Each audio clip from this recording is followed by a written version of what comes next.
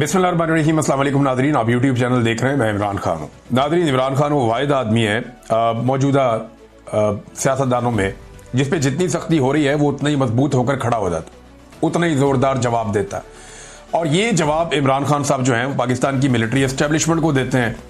अब जो इमरान साहब का जो रिसेंट एक ट्वीट है उसको अगर आप पढ़े तो आपको आइडिया हो जाएगा कि ये तो ऐलान जंग है। ये तो इमरान खान साहब वो बातें कर रहे हैं जो नॉर्मली सियासतदान करने के बारे में सोचते भी नहीं हैं। पहले आप सुने इमरान खान ने कहा क्या, ये बहुत इंपॉर्टेंट है।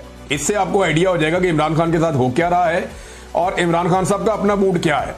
ये जितने लोग कहते हैं ना कि डील शील ये वो, हाँ ये जरूर है कि इमरान खान ये एस्टेब्लिशमेंट के साथ चाहते हैं कि बैठो बात करो, निकलो इसमें से, और ये जो आपका गंदा किरदार है इसको बंद करो। फिलहाल ये नजर आ रहा है, लेकिन इमरान खान साहब किसी से भी डील नहीं कर रहे फौज के साथ। डील करने वाला आदमी ऐसी जुबान इस्तेमाल नहीं करता। ये जो लोग कहते हैं ना कि फौज की इमरान खान साहब दोबारा जाके गोद में बैठना चाहते हैं, या जो लोग इस तरह की बातें करते हैं कि जनाब इमरान खान साहब ये चाहते हैं कि फौज उन्हें दोबारा से इक्तदार के अंदर ले आए और उन्हें वही वाली सहूलत मिल जाए जैसी उनको माजी में थी, तो ये नहीं है, ये बात ही नहीं है। उसकी वजह ये स्टेटमेंट है। इस तरह की स्टेटमेंट देने वाला आदमी कभी भी दोबारा ऐसा नहीं है कि वो फौज से सहूलतकारी चाह रहा हो। ये स्टेटमेंट वो आदमी देता है जो ये चाह रहा हो कि निकलो बीच में से, यानी मेरा मुल्क है मैं चला लूंगा भाई, हम मुल्क के मालिक हैं, तुम जबरदस्ती आके तुमने हर चीज पे कब्जा किया हो। तो ये इस तरह की सोच वाला आदमी ये बात कर सकता है। अब जरा ये देखें आप, पाकिस्तान में इस वक्त मार्शल लॉ नहीं आसिम लॉ नाफिज है। ये डील करने वाला बंदा ये बात करता है। इमरान खान साहब के अपने ट्विटर हैंडल से ये लिखा गया है, मुल्क में आसिम मुनीर का कानून चल रहा है और आईएसआई उसे तहफ्फुज़ दे रही है। जो चीज आसिम मुनीर को ताकत देती है वो इस मुल्क का कानून बन जाता है। आसिम मुनीर अपनी ताकत के लिए मुल्क की हर चीज की कुर्बानी देगा। ये आर्मी चीफ फौज की बदनामी करवा रहा है जैसा कि याया खान ने किया था। कैटेगोरिकली इमरान खान साहब ने कह दिया कि जो मौजूदा पाकिस्तान का field marshal army chief Asim Munir साहब है, इमरान खान साहब ने क्लियर कर दिया कि ये एग्जैक्टली याया खान ने जैसे फौज की बदनामी करवाई थी वैसे ही ये वाला आर्मी चीफ भी फौज की बदनामी करवा रहा है। इस वक्त सेनेट, कौमी असेंबली, वजीर आजम, सदर सब गैर कानूनी है। एक जाली आईनी अदालत बनाकर हमारी नशिस्तें कम की गई हैं, जो तारीख में कभी नहीं हुआ कि एक जमात की नशिस्तें किसी और को दे दी जाएं। वो आईनी अदालतें जिनमें इंसाफ मिलना चाहिए था, आज वहां आसिम मुनीर ने अपने जाती नौकर बिठा रखे हैं। सिकंदर सुल्तान राजा ने तारीखी इलेक्शन फ्रॉड किया है और उसे तौसीह देकर इस धांधली को तहफ्फुज़ दिया गया। इस्लामाबाद हाई कोर्ट के जज 7 माह से मेरी अपीलें नहीं सुन रहा क्योंकि इसे भी हदायत आसिम मुनीर से मिल रही हैं। इस वक्त मुल्क में आसिम मुनीर का कानून है जैसे पाकिस्तान इसकी जाती मलकियत हो। मुल्क में अदलिया इदारे और जमहूरियत को मुनज़्ज़म तरीके से तबाह किया गया है। मिलिट्री कोर्ट्स को कानूनी करार दिया गया और यह इकदाम दरअसल अदलिया की जानिब से खुद अपने ऊपर अदम एतमाद है। मेरी अहलिया बुशरा बीबी को बतौर हथियार इस्तेमाल करके मुझे तोड़ने की कोशिश की जा रही है, लेकिन मैं ये वाजे कर दूं, मैं मर जाऊंगा मगर कभी आसिम मुनीर की बादशाहत को तस्लीम नहीं करूंगा। मामला आसिम मुनीर का और इमरान खान का है जो इस ट्वीट से साबित हो रहा है। और ये मैं पहले भी कई दफा कह चुका हूं, हम ऑफ द रिकॉर्ड भी सहाफी आपस में बात करते हैं तो बात यही करते हैं कि एक आसिम मुनीर है, एक इमरान खान है, एक पाकिस्तान का सबसे बड़ा लीडर है और एक पाकिस्तान के सबसे ताकतवर ओहदे में बैठा हुआ शख्स है। तो लड़ाई इनके बीच में चल रही है। ये बाकी सारे तो भेड़ बकरियां हैं बीच में, ये बाकी सारे तो लटरम पटरम है। ना नवाज शरीफ कुछ बेचता है, ना आसिम जरदारी के पल्ले कख है। शहबाज शरीफ तो वैसे ही इमरान खान ने कहा अर्दली है। मरियम नवाज ना 3 में ना 13 में, बिलावल बेचारा कहीं गिनती भी नहीं आता। तो ये सारे फारिग हैं। लड़ाई असल में आसिम मुनीर और इमरान खान की है। ये इमरान खान साहब ने आज इस ट्वीट के अंदर इसको क्लियर कर दिया। उन्होंने कहा जी कि मर जाऊंगा मगर कभी आसिम मुनीर की बादशाहत को तस्लीम नहीं करूंगा। यह एक कब्जा ग्रुप है जिसने मुल्क पर जबरदस्ती कब्जा कर रखा है। इस वक्त पाकिस्तान में डाकू डफर अलायंस मुकम्मल तौर पर काबिज है। 26वीं तरमीम से जजों की खुद मुख्तारी मुकम्मल तौर पर खत्म कर दी गई है। जजेस के अहकामात की कोई औकात नहीं रह गई। एक पुलिस वाला भी जज के अहकामात को हवा में उड़ा देता है। आज दौरान कार्रवाई जज साहब ने बाहर गेट पर मुंतजिर मेरी फैमिली को अंदर बुलाने का हुक्म दिया और बारहा कार्रवाई रुकवाई भी, मगर मेरी फैमिली को अंदर नहीं लाया गया। इसका मतलब है कि पुलिस एहलकार के सामने जज के अहकामात की कोई वक़्त नहीं है। हमारा इंसाफ का निजाम मुकम्मल तौर पर दफन हो चुका है। मुल्क इस वक्त तबाह होता है जब नाअहल शख्स को उस पर बिठाया जाए, कुर्सी पर बिठाया जाए, मुल्क पर बिठाया जाए। आसिम मुनीर मुल्क और मोहसिन नकवी क्रिकेट संभाल कर बैठ गया है। इनकी अहलियत क्या है? मोहसिन नकवी की वजह से आज हमारी टेस्ट टीम 9वें नंबर पर पहुंच चुकी है।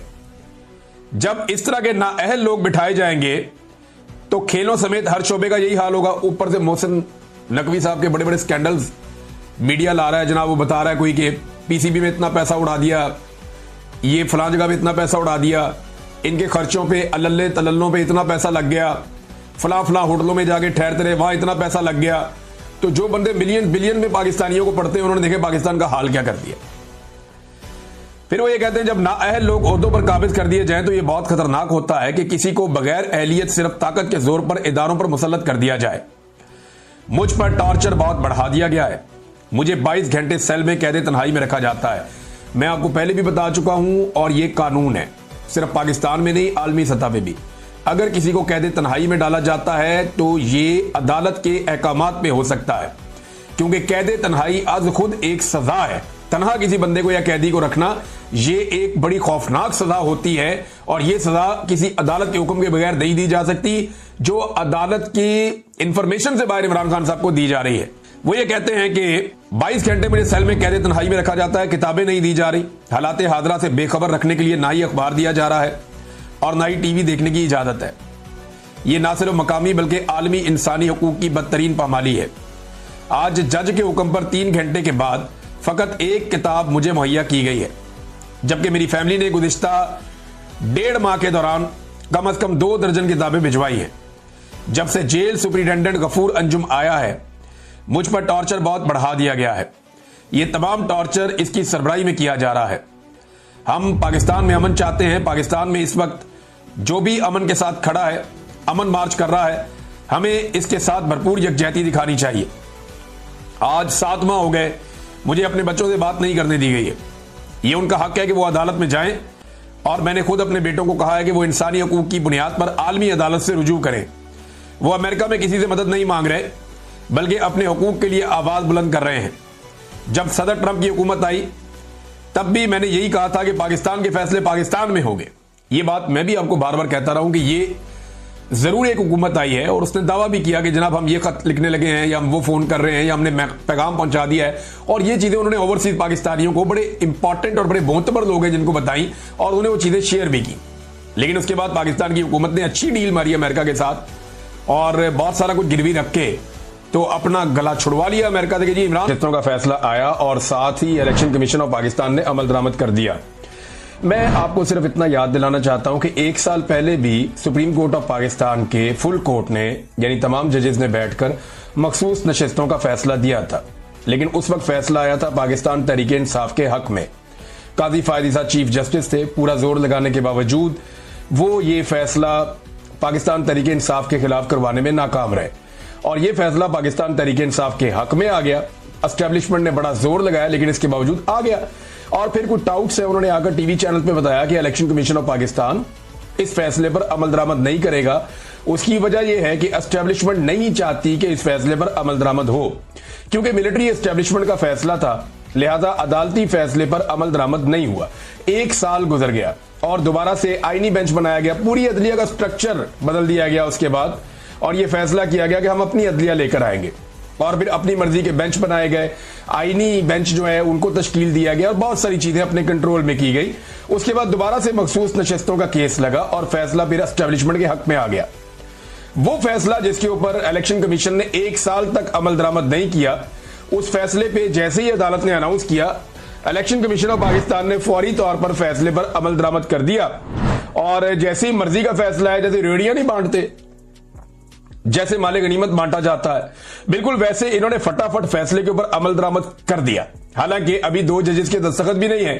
पाकिस्तान तहरीक इंसाफ ने कहा जी हमें जो फैसले की कॉपी दी जाए, तो कॉपी नहीं दी गई थी कि अभी 2 जजेस हैं उनके दस्तखत भी नहीं है और अभी तो तफसीली फैसला भी नहीं आया और फिर भी इलेक्शन कमीशन ऑफ पाकिस्तान ने यहां पर फैसले पर अमल दरामद कर दिया है। सिकंदर सुल्तान राजा ने एक बात साबित की है, कि अगर आप ढीठ हो जाएं और आप ये तय कर लें कि आपने 2 नंबरी करनी है और एस्टेब्लिशमेंट की चाकरी करनी है, और आप किसी इंसाफ को, किसी कानून को, किसी आइन को ना माने तो आप किस तरह की एक किरदार के हामिल होते हैं, वो उन्होंने दिखा दिया, प्रैक्टिकली करके दिखा दिया। उन्होंने बता दिया कि जनाब ये वो कैरेक्टर होता है जो आइन में नहीं मानता, कानून में नहीं मानता, इंसाफ में नहीं मानता, किसी लॉजिक को नहीं मानता, वो सिर्फ अंधाधुंध मिलिट्री एस्टेब्लिशमेंट के फैसलों की जो है वो तामील करता है। और यही इलेक्शन कमीशन ऑफ पाकिस्तान ने किया और उनकी जो दुनियावी कामयाबी है उसकी वजह भी यही है। देखिए, करोड़ों लोगों के साथ इन्होंने बेईमानी की है। ये चीफ इलेक्शन कमिश्नर, याद रखें बात, ये तो दुनिया खत्म हो जाएगी। अभी तो उनकी उम्र का वो हिस्सा चल रहा है जिसके बाद बंदा अल्लाह मियां के पास चला जाता है। और वैसे जाना तो हम सब ने है, लेकिन जरा वो ये सोचे कि जो आदमी किसी का हक मारे उसके साथ रोजे क़यामत क्या होता है, जरा कुरान पाक निकाल के पढ़ ले। और उन्होंने पूरी कौम का हक मारा है, करोड़ों लोगों से उनका हक छीना है, उनकी हक तलफी की है और बेईमानी की है। दयानतदारी का तकादा था उनके ओहदे से, लेकिन उन्होंने खयानत की है। जो लोग खाइन होते हैं, खयानत करते हैं, उनके साथ रोजे क़यामत क्या होगा जरा वो पढ़ लें, वक्त करीब है, उन्हें पता चल जाएगा कि करोड़ों लोगों के साथ उन्होंने किया। वो एक आधे बंदे के साथ भी कर देता है, दो बंदों के साथ कर देता है, जाके माफी भी मांग लेता है। यहां चीफ इलेक्शन कमिश्नर ने पूरी कौम के साथ ही बददियाती कर दी है, जाली फॉर्म 47 जारी कर दिए मिलिट्री एस्टेब्लिशमेंट के कहने पे। जहां मिलिट्री एस्टेब्लिशमेंट का गिरबान पकड़ा जाएगा वहां इनका भी पकड़ा जाएगा, और ये होना है। और इन्हें इस बात का पता भी है, ये सब जानते हैं, कोई बेवकूफ नहीं है, बस सिर्फ इनकी आंखों पे पर्दा पड़ा हुआ है। नाज़रीन, ख्वाजा आसिफ ने एक एहतजाज किया और ख्वाजा आसिफ का एहतजाज आप देखें, बड़ा मासूम एहतजाज है।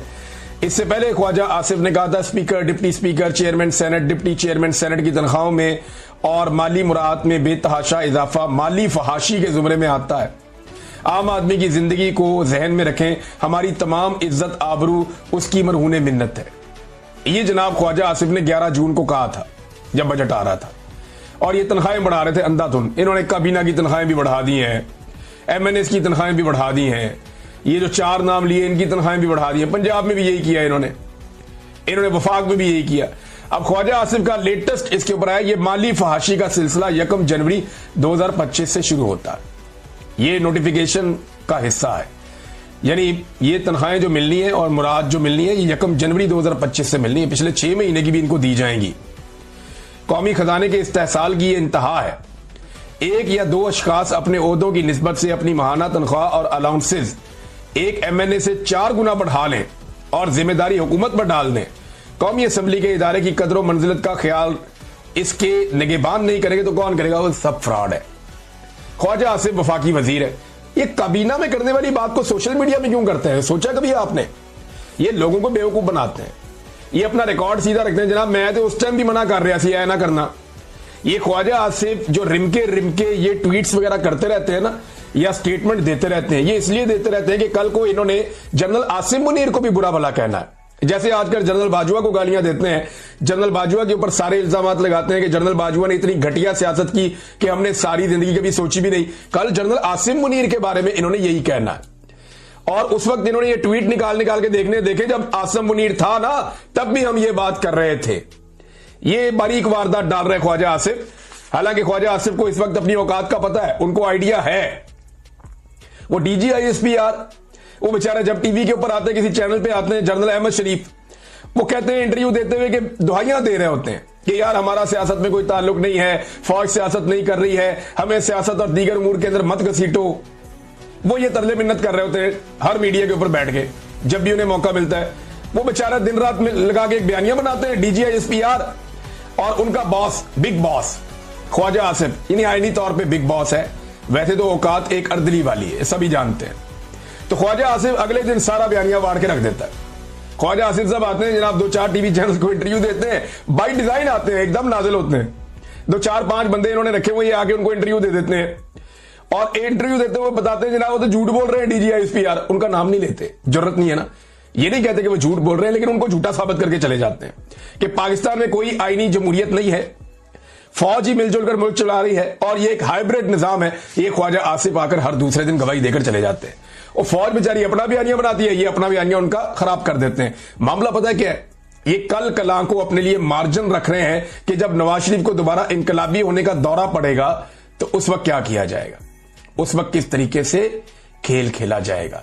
अभी कुछ लोग ऐसी बातें कर रहे हैं कि शायद चौधरी निसार अली खान जो है वो कोई किरदार अदा करने वाले आने वाले दिनों में अपोजिशन और हुकूमत के बीच में। अब मुझे ऐसा लगता नहीं है, क्योंकि एस्टेब्लिशमेंट की नीयत कोई नहीं है। ये सारा कुछ हुकूमत ने नहीं करना, अपोजिशन ने नहीं करना। ये एस्टेब्लिशमेंट पे जब दबाव आएगा, जब एस्टेब्लिशमेंट दबाव महसूस करेगी, जब एस्टेब्लिशमेंट अवाम के नरगे में आएगी और अवाम के काबू में आएगी, और एस्टेब्लिशमेंट, आप जितनी मर्जी गालियां दे सियासतदानों को कोई फर्क नहीं पड़ेगा, जब तक एस्टेब्लिशमेंट को आप नहीं पकड़ेंगे, एस्टेब्लिशमेंट को काबू नहीं करेंगे, तब तक कोई बातचीत नहीं होगी, तब तक इंसाफ नहीं होगा। जो मर्जी बंदा बीच में डाल ले। बहरहाल ये खबरें फैलाई जा रही हैं या आ रही हैं, आने वाले दिनों में इनके बारे में भी पता चल जाएगा। ख्वाजा आसिफ साहब जनाब रोजाना की बुनियाद पे बयानियां वाड़ के रख देते हैं, जो डीजीआई एसपीआर बेचारे बड़ी मुश्किल से बनाते हैं कि जनाब हमारा सियासत में ताल्लुक नहीं है। ख्वाजा आसिफ कहते हैं नहीं, सियासत तो कर ही ये रहे, मुल्क को कंट्रोल भी यही कर रहे हैं। यहां पे हाइब्रिड निजाम जो है वो एक पूरा का पूरा